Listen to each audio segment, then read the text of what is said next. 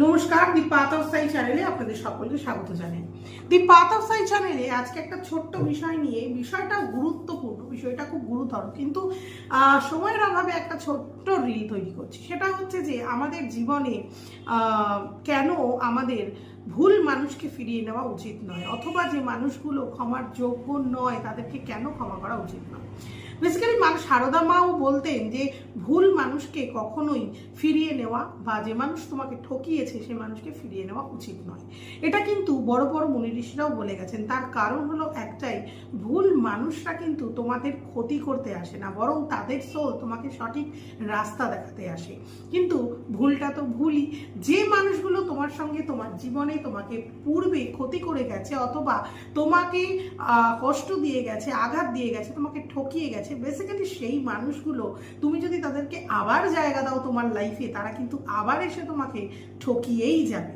সেই কারণের জন্য সেই মানুষগুলোর যাতে তারা কষ্ট পায়, তারা ঠকে যায়, সেটার চিন্তা না করে, সেই কর্মফল খারাপ না করে, অর্থাৎ তুমি যে চিন্তা করছো তাদের খারাপ হোক, তারা মরে যাক, তাদের খারাপ হোক, তারা যেন ভালো না থাকে, তারা যেন সুখে না থাকে, এতে কি হচ্ছে, তুমি তোমার সোলটাকে নোংরা করে ফেলছো। তাই তুমি তোমার সোলটাকে নোংরা না করে তোমার প্রেজেন্ট, তোমার পাস্ট, তোমার যেটা তোমার ভবিষ্যৎ, সেটাকে নষ্ট না করে বরং তুমি কি করবে, তোমার পাস্ট তো অলরেডি নষ্ট হয়েই গেছে, কারণ সেই মানুষটা তোমার পাস্টে এসে তোমার ক্ষতি করে দিয়ে গেছে। তাহলে তোমার বর্তমানে তোমার ভবিষ্যৎকে সুরক্ষিত রাখার জন্য তুমি সেই মানুষটার সঙ্গে একটা ডিস্টেন্স মেনটেন করবে, এবং অবশ্যই ক্ষমা করে দেবে। তাকে বলবে যে অবশ্যই তুমি তোমার পথে এগিয়ে যাও, আমি তোমাকে আর ফিরিয়ে নিতে পারছি না। হয়তো মুখ থেকে না বললেও তাকে ব্যবহারে কিন্তু সেটাই বুঝিয়ে দিতে হবে।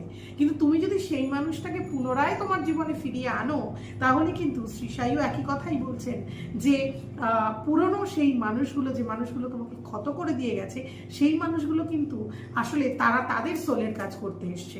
অটোমেটিক্যালি সেই সোলটা তো পিওর হয়নি, যতক্ষণ না তারা মোক্ষ পাচ্ছে, যতক্ষণ না তারা মৃত্যু হচ্ছে, অথবা এই সোলটার মৃত্যু হচ্ছে না, সেই সোলটা কিন্তু আবার সেম কাজই তোমার সঙ্গে করবে।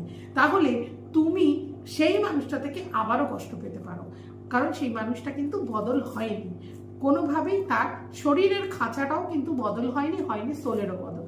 সেই কারণের জন্য তোমার সোলের সঙ্গে তার সোলের কোনো মিলই আর থাকছে না।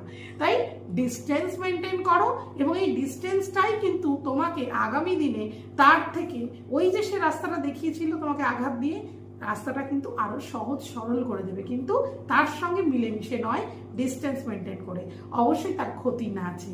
কেমন লাগলো অবশ্যই কিন্তু সাবস্ক্রাইব করতে ভুলো না, কমেন্ট করতে ভুলো না, লাইক শেয়ার করতে ভুলো না। নমস্কার।